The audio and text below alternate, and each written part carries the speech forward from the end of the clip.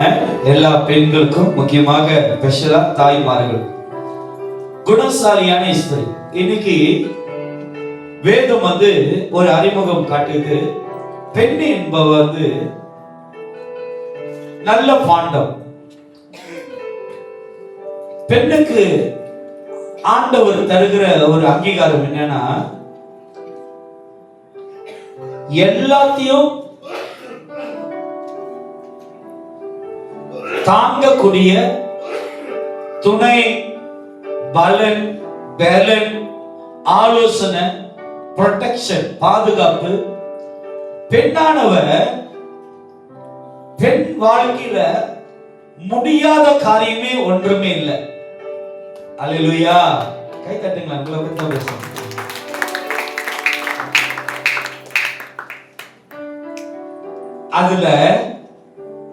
அதுல 5% கூட ஆண்கள் இல்லை. ஈடாக முடியாது. எப்படிதான் தாயை போல தகப்பன் மாறினாலும் ஆனா தாய் போல வராது.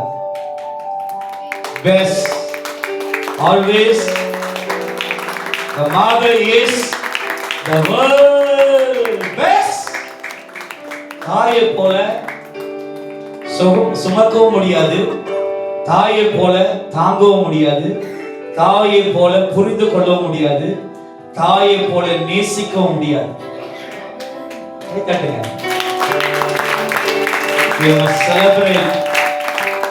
நாம் கொண்டாடணும் நம்ம தாயை. காரணம் என்னன்னா, ஆண்டவர் நம்மளுக்கென்று கொடுக்கப்பட்ட ஒரு பொக்கிஷம், ஒரு சொத்துன்னா தாய் தான். அல்லேலூயா. தாயானவர் நினைச்சா உருவாக்கவும் முடியும், தாய் நினைச்சா கள்ளிப்பால் ஊத்தவும் முடியும். எத்தனை தாய் தெரியுமா? வேணான்னு நினைச்சா என்னமா வேண்டாதான், வேணும்னு நினைச்சா வேணும் தான். இன்னைக்கு எத்தனை பேரோட பிறப்புல எப்படி வந்தீங்கன்னு தெரியாது. ஆனா நீங்க வயிற்றுல இருக்கும்போது பிள்ளைகளுக்கு நான் சொல்லுகிறேன், ஒருவேளை மருத்துவங்க, டாக்டர்ஸ் உங்களை குறித்து நெகட்டிவா பேசியிருப்பாங்க. இந்த பிள்ளை பிறந்துச்சுன்னா நீ கஷ்டப்படுவ, இந்த பிள்ளை உயிரோடு இருக்காது, இந்த பிள்ளை செயல் எழுந்திருக்கும், இந்த பிள்ளை புத்தி சுவாதீனம் உள்ளதா இருக்கும், இந்த பிள்ளை ஒரு ஹேண்டிகேப்பா இருக்கும், இந்த பிள்ளை வளர்ந்து 4 மாசம் 4 வயசுல இறந்துரும். இப்படின்னு மருத்துவர்கள் எவ்வளவோ நெகட்டிவா பேசியிருந்தாலும் அந்த தாய் உன்னை விட்டு கொடுக்கல. தட் இஸ் மாதர் கடந்து வந்தது. தாய்மார்கள் கடந்து வந்த ஒவ்வொரு காரியத்தையும் சிலது சொல்ல முடியும், சிலது சொல்ல முடியாது. ஆனா எல்லா தாயர்களுடைய இருதயத்துல உங்கள் மேல் வைத்திருக்கிற அன்பினால்தான் இவ்வளவும் அவர்கள் செய்யறாங்க. அல்லேலூயா.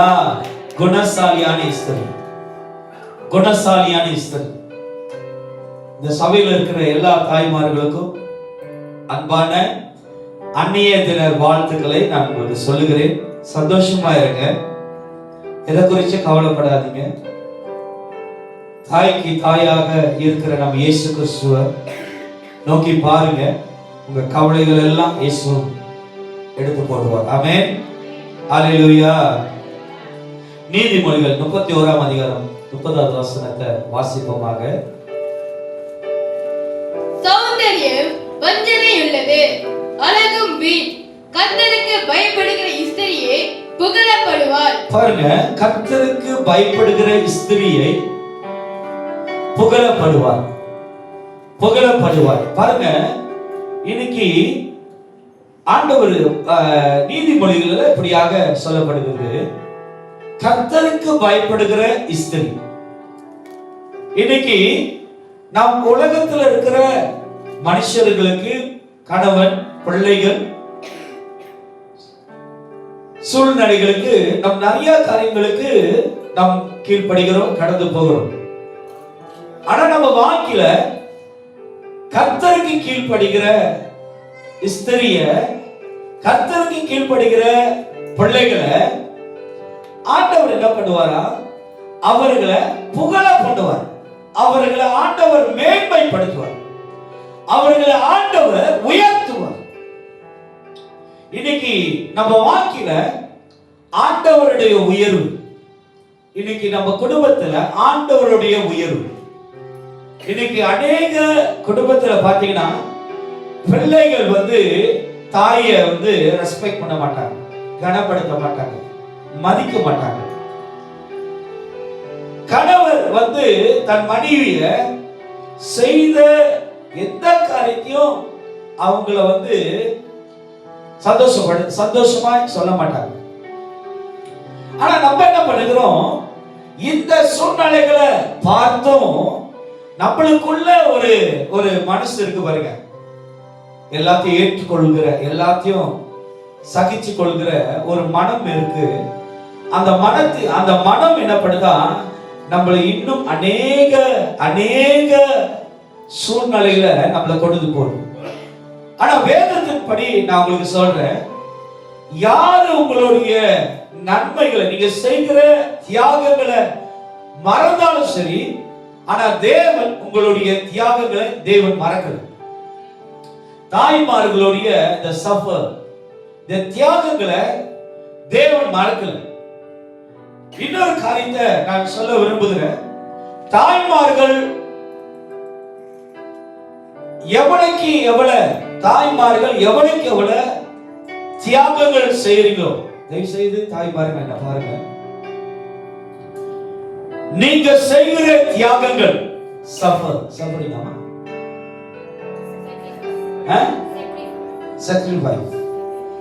உங்களுடைய தியாகங்கள், ஐயா நல்லா கவனமா கேளுங்க, நான் உங்களுக்கு தீர்க்க தரிசனமா உங்களுடைய ஆவியை உற்சாகப்படுத்த நான் சொல்லுகிறேன். அல்லேலூயா. என்னோட மனைவி வாங்க, என் மனைவி வாங்க, என் மகா வாங்க, குயின்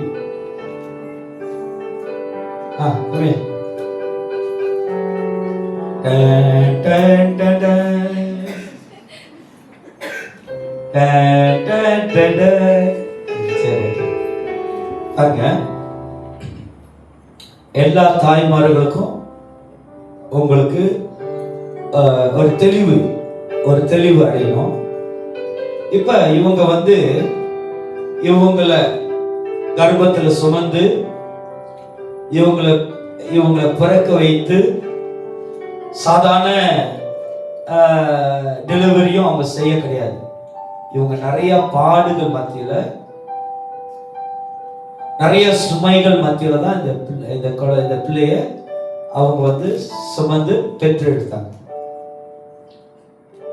அது முடிஞ்சிட்டு இவங்களை வளர்க்கிற காரியங்கள்ல இவங்க நிறைய அவமானங்களை,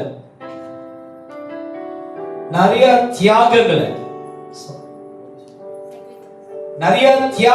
sacrifice, நிறைய காரியத்துல இவங்க கடந்து வராங்க. இது நான் பார்த்தோம், நான் உங்களை கனப்படுத்தல, இவங்க பார்த்தோம் கனப்படுத்தல. ஆனா இவங்க வளர்ந்து ஒரு 25 வயது ஆயிடுச்சு. அப்பயும் இவங்க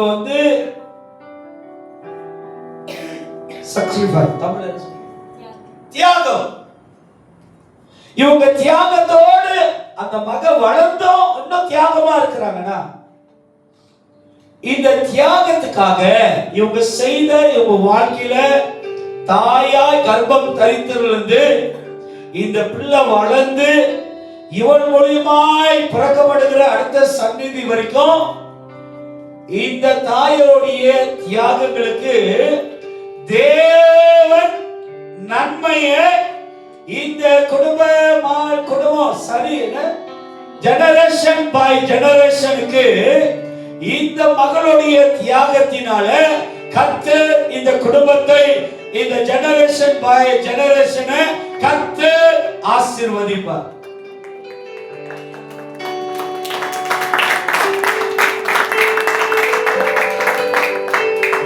நம்பிக்கை இல்லையா நான் சொன்னது? நடக்காத மாதிரியா? அம்மா ஒத்துக்கிறீங்களாமா? ஏன் தெரியுங்களா? நீங்க தேவனுடைய பிள்ளைகளா இருக்கிறதுனால யார் உங்களை மறந்தாலும் தேவன் ஒருபோதும் உங்களை மறக்கவே மாட்டார். உங்களுடைய தியாகத்துக்கு தக்க பலனை கர்த்தர் உங்க சந்நிதியில கர்த்தர் கொண்டு வந்து வைப்பார். அல்லேலூயா.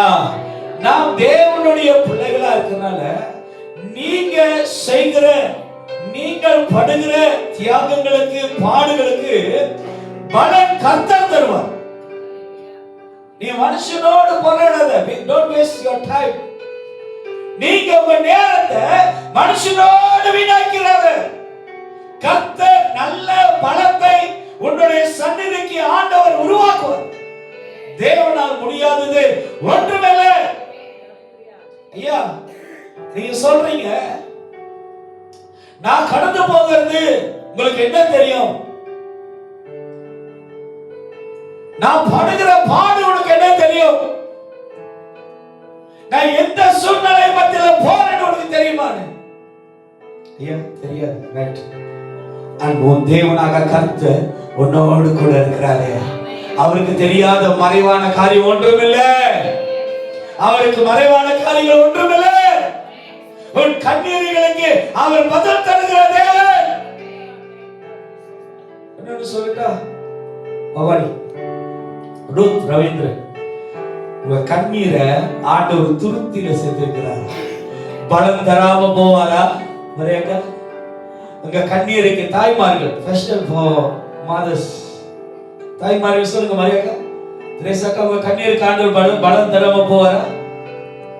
அப்ப ஏன் கலங்குறீங்க? அப்ப ஏன் நீங்க மனுஷன்கிட்ட எதிர்பார்க்கறீங்க? கர்த்தர் நம்மளுக்கு நன்மை செய்கிற தேவன்.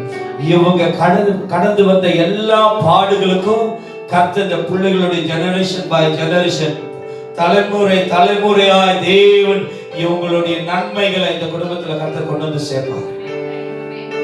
நம் தேவன் நல்லவர். ஹல்லேலூயா. நம் தேவன் ரொம்ப நல்லவர். நீங்க படுகிற பாடுகளுக்கு ஆண்டவர் பதிலை தருவார். சும்மா இல்ல. நீ கடந்து வந்த பாதை, நீ போய்கிட்டு இருக்கிற பாதை சும்மா இல்ல. ஆனா நம்ம உலகம் எப்படி தெரியுங்களா இருக்கு? உலகத்துல இருக்கிறவங்க வசனம் சொல்லுது பாருங்க, பொண்ணும் சௌந்தரியம் வஞ்சனை உள்ளது, சௌந்தரியம் வஞ்சனை உள்ளது, அழகும் வீண். பாருங்க. அல்லேலூயா, அல்லேலூயா, அல்லேலூயா. அதுக்குன்னு அழகா இருக்காதீங்க. எல்லாம் அப்படியே ஒரு மாறியா இருக்குன்னு சொல்லல. நல்லது அழகா வாங்க, நல்லா உடுத்துங்க. ஆனா நல்ல வெள்ளை வெள்ளைன்னு ஜக்கி ஜக்கி ஜக்குன்னு லைட் எல்லாம் பளிச்சு பளிச்சுன்னு போட்டு வந்துட்டு இங்க ரொம்ப இருட்டா இருந்தா என்ன பயன்? வெளியே ரொம்ப அழகா இருக்கீங்க.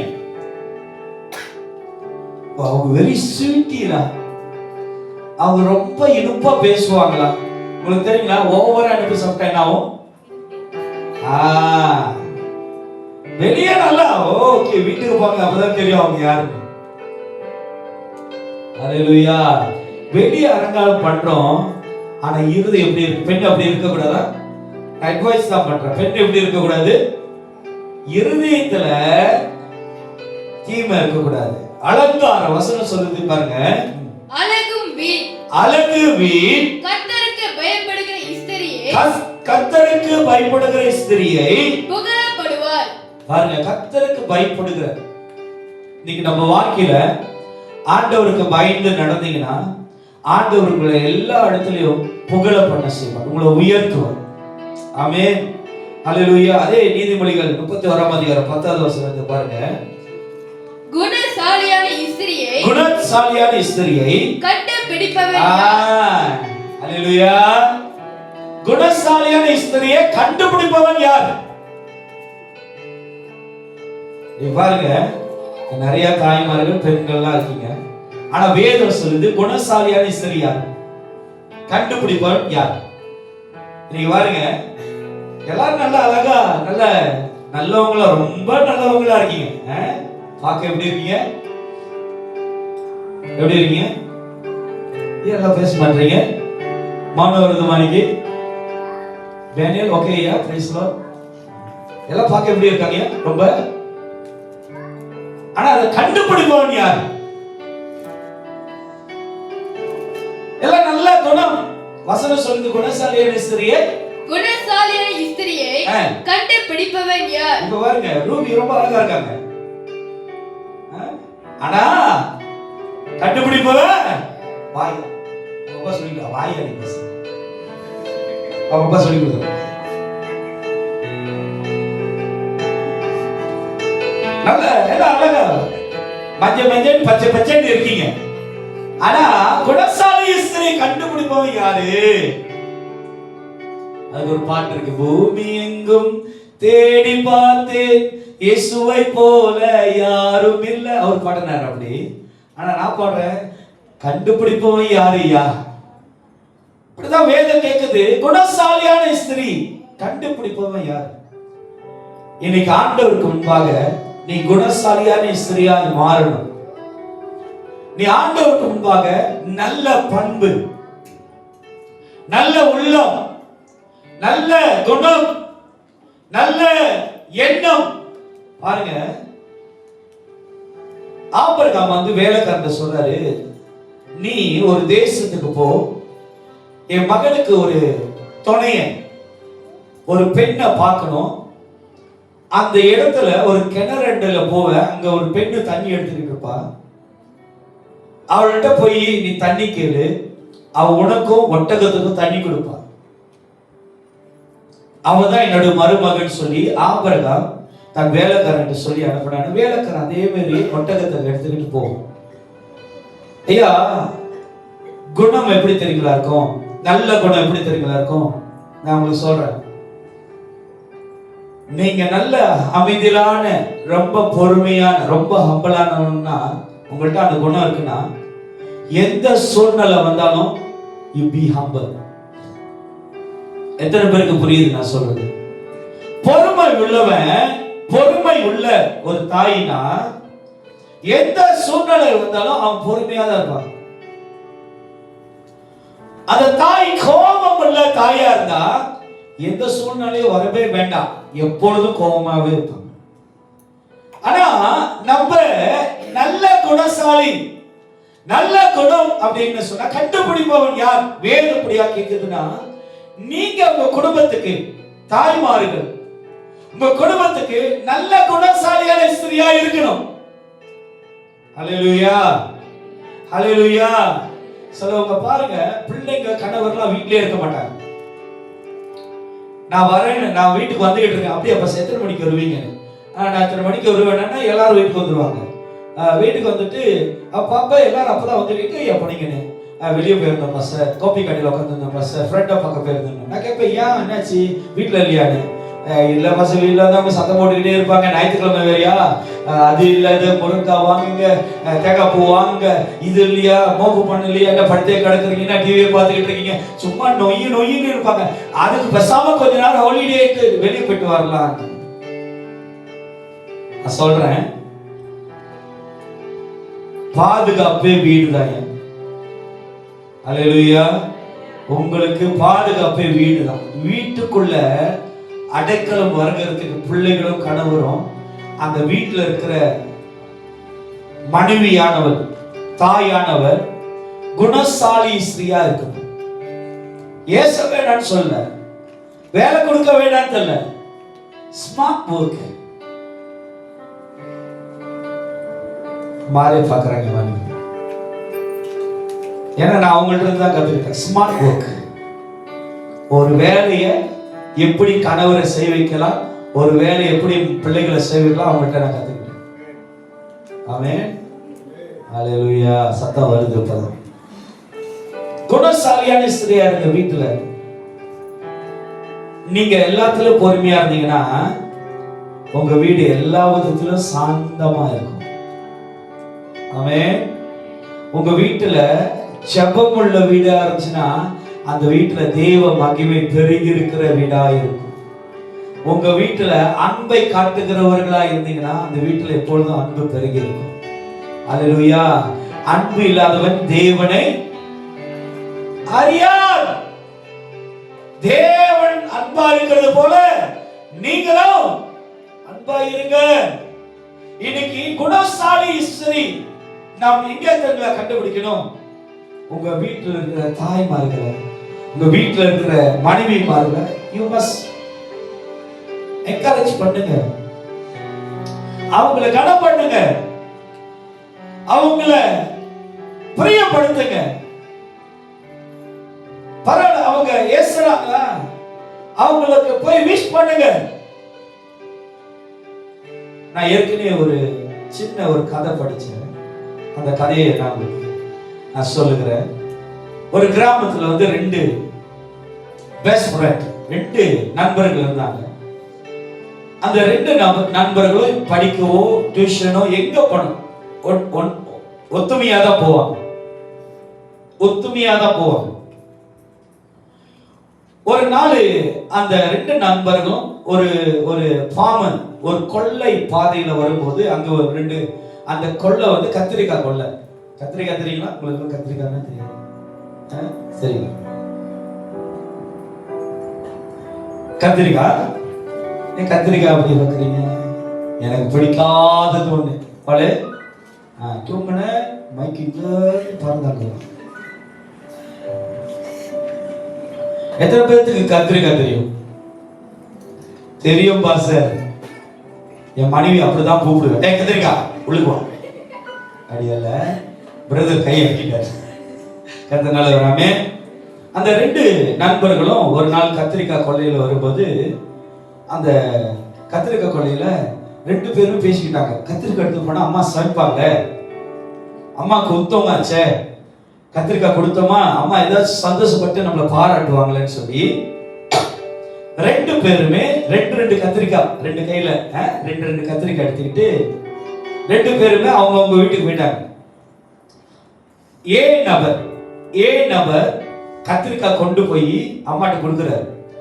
அம்மா, நான் மனசுல நினைச்சேன்டா, கத்திரிக்காய் இல்லையே, கத்திரிக்காய் வாங்கணுமே, இது கடையில போய் வாங்குறதுக்கு காசு வேணுமே, என்ன பண்றதுன்னு நினைச்சேன், என் மனச புரிஞ்சுக்கிட்ட மகன் செல்லமே அப்படின்னு சொல்லி அம்மா கொஞ்சி முத்தமிட்டு அந்த பையனை கத்திரிக்காய் வாங்கி கறி வச்சிட்டாங்க. பி நபர் அவரு எடுத்துட்டு போறாரு கத்திரிக்காய் அம்மா வீட்டுக்கு. அம்மா கேட்டாங்களா ஏது கத்திரிக்காய்?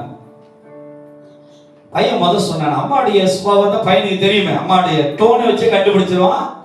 அம்மாட்ட எதை சொன்னா அம்மா நம்பிடுவாங்க. இன்னைக்கு எல்லாரும் அப்படித்தான், தெரியுங்களா?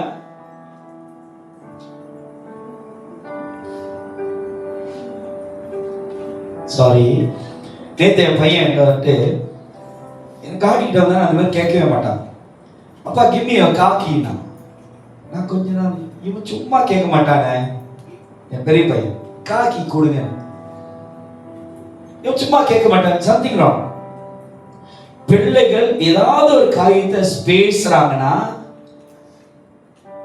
பேரண்ட்ஸ் நீ வந்து அப்படியே லேப்பா புடாயா கிடக்காத. அவன் ஒரு விஷயத்தை கேட்கறான், என்னன்னு முத அறி. ஏன் இதை கேட்கறான்? அந்த தாய் அழகா கேட்கறாங்க, இந்த கத்திரிக்காய் ஏது இல்ல வந்தனா கிடைச்சிச்சா அதை எடுத்துட்டு வர. எப்படி வந்தா கிடைக்கும்? அந்த அம்மா எம்ஜிஆர் மாரி சாட்டை எடுத்து உரிச்சிட்டாங்க. போட்ட அடியில உண்மையை சொல்றான், நான் அந்த கொள்ளை பாதையில வந்தேன், அந்த கொள்ளையில தொங்கிக்கிட்டு இருந்துச்சு, ரெண்டு கத்திரிக்காய் கொண்டு வந்தேன். இந்த கத்திரிக்காய் கொண்டு போய் அதே கொள்ளையில போட்டுட்டு வரேன். ஸ்டோரி முடிஞ்சு ஒரு 20 வருஷம் கழிச்சு ஒரு இன்சிடென்ட்.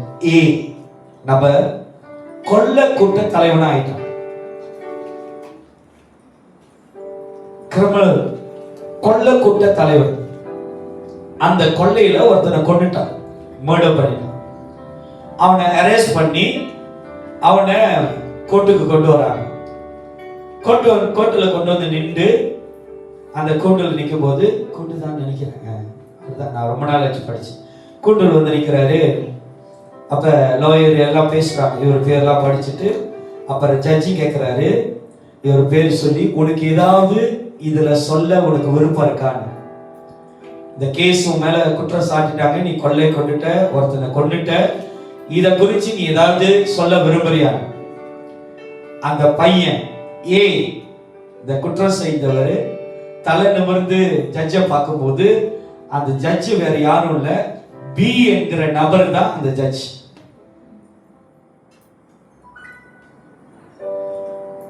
அவர் சொல்றாரா, நான் செய்தது தவறு தான். அப்ப ஜட்ஜ் சொல்றாரா, உனக்கு இந்த தண்டனை தூக்கு தண்டனை. நீ மர்டர் பண்ணி நீ இந்த கிரைம் பண்ணனால உனக்கு தூக்கு தண்டனை. நீ என்ன ஆசைப்படுற, கடைசி ஆசை? அவர் சொல்றாரா, நான் எங்க அம்மாவை பார்க்கணும், நான் எங்க அம்மாவை பார்க்க, என்னோட கடைசி ஆசை எங்க அம்மாவை பார்க்கணும்.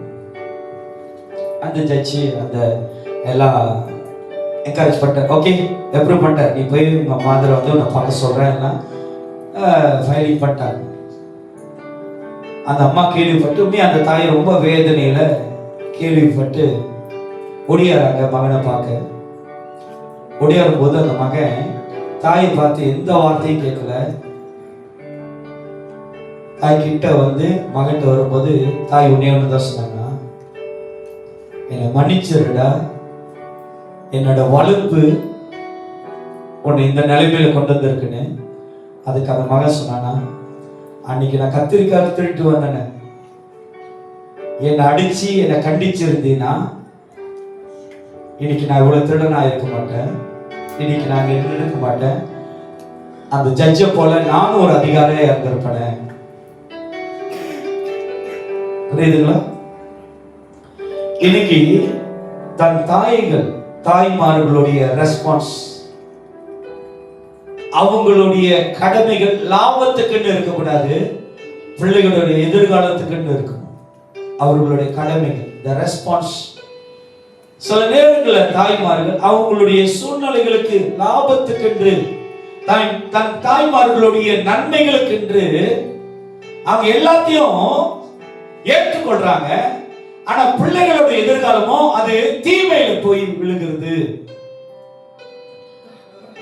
போன வாரம் நான் கேரள போயிருந்தேன். ஒரு சகோதரனை அந்த இடத்துல பார்க்க நேரிட்டது. அவரை பார்க்க ரொம்ப நாள் ஆச்சு. அவரு கிறிஸ்துவர்.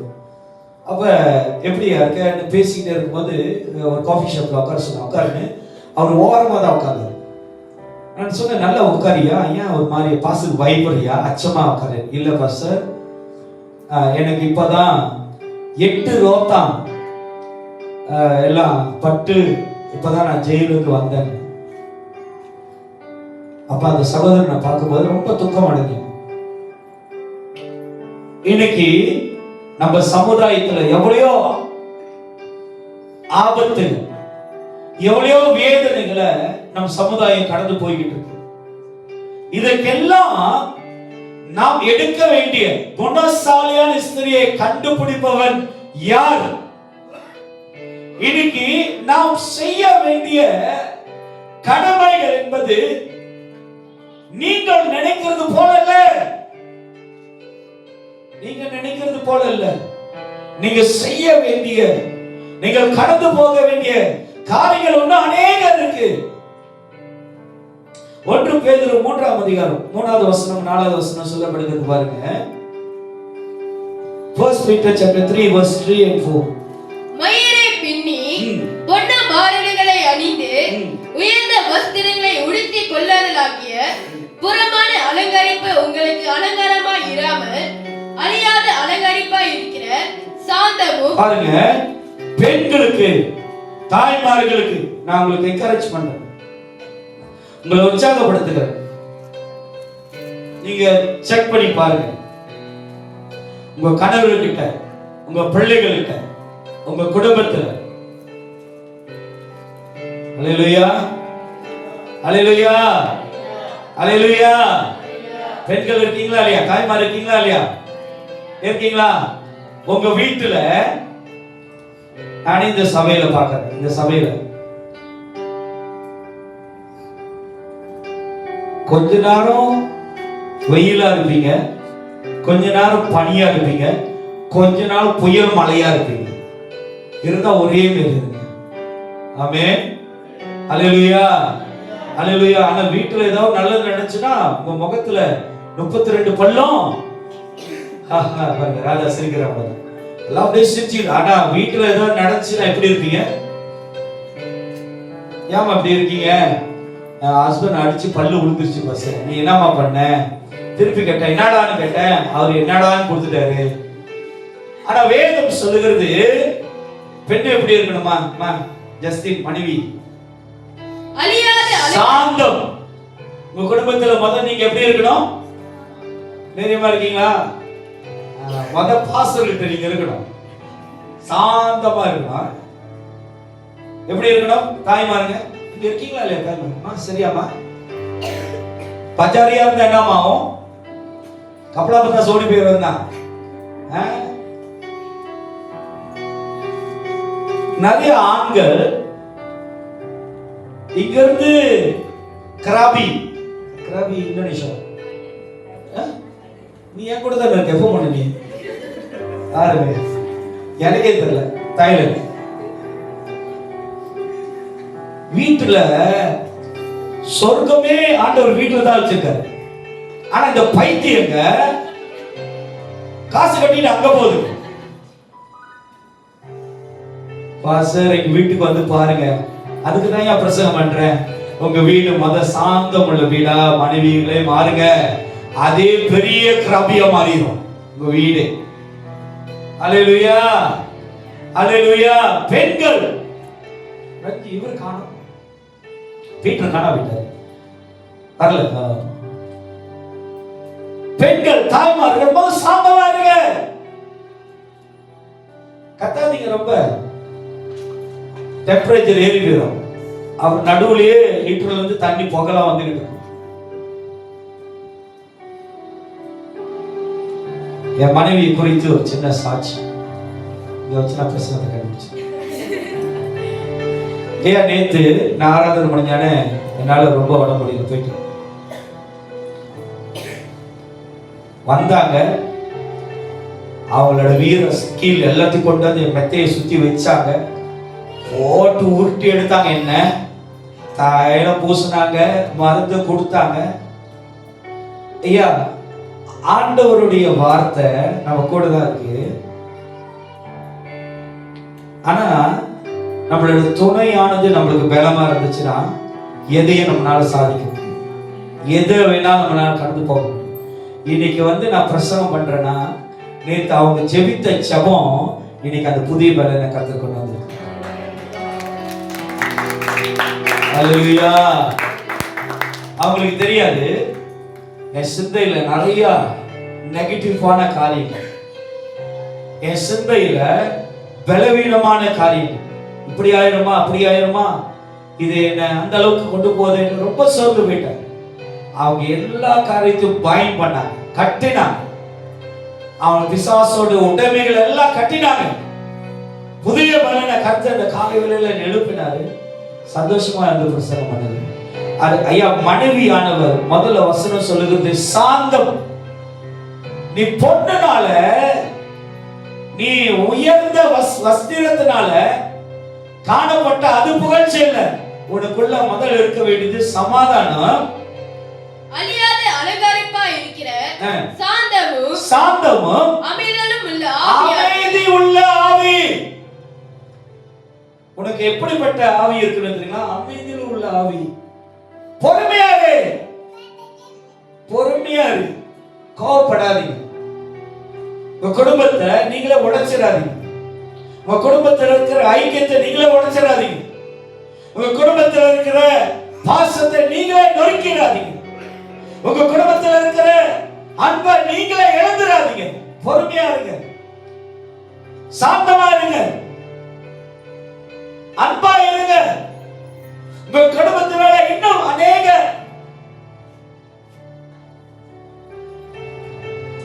நன்மைகளை கொண்டு வாங்க. அன்னைக்கு ஒரு ஜியோகிராஃபி பார்த்தேன். ஜியோகிராஃபி, ஒரு குட்டி புலி தண்ணீர் விழுந்துருச்சு.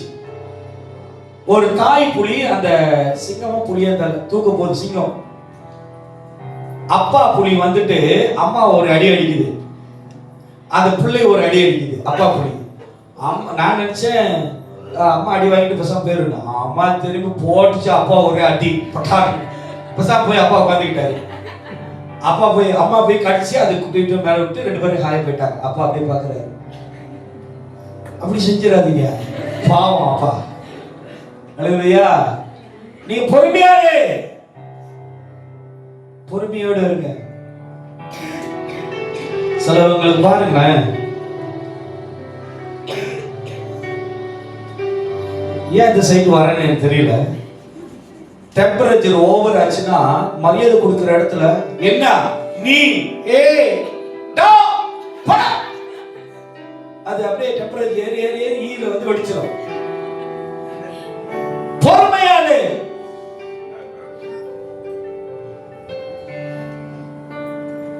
இடையில மரியாதை சொல்லுங்க. என்னடா போட பொம்பளை இருக்கா தெரியுமா சார், என்னடா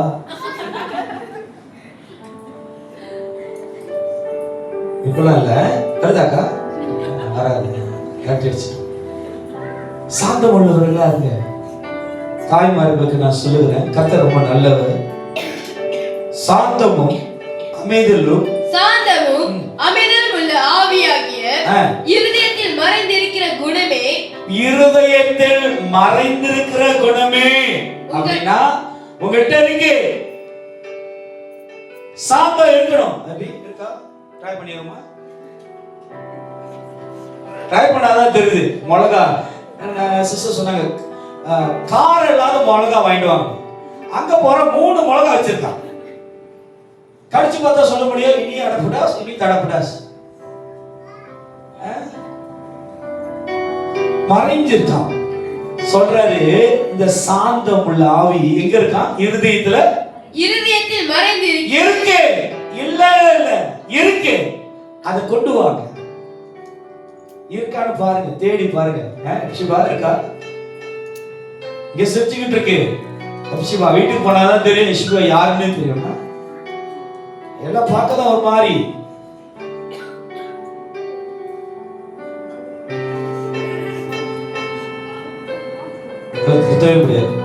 கர்த்தர் நல்லவராமே. சாந்தம் உள்ளவர்களா, நல்ல குணசாலி ஸ்திரியா நீங்க இருந்தீங்கன்னா கர்த்தர் உங்களை ஆசீர்வதிப்பார். ஆமென். நான் உங்களுக்கு சொல்லி இந்த பிரசங்கத்தை நான் முடிக்கிறேன். யாரு உங்களை கனப்படுத்துகிறாங்களோ இல்லையோ, ஆண்டவராய் இயேசு உங்களை கனப்படுத்துகிறாரு. நீங்க செய்கிற எல்லா தியாகங்களையும் கர்த்தர் ஆசீர்வதிப்பார். இன்னைக்கு முக்கியமாக எல்லா தாய்மார்களுக்கும் நான் சொல்ல விரும்புகிறது ஒன்று, நீங்கள் சேர்த்து வைத்த எல்லா நன்மைகளும் கர்த்தர் இயேசு கிறிஸ்துவின் மூலமா உங்க குடும்பத்தில் ஆண்டவர் கொண்டு வந்து சேர்ப்பார். ஆமென். எல்லாரும் எழுந்து வனமாய் நம்ம கண்களை மூடி ஜெபம் செய்ய போகிறோம்.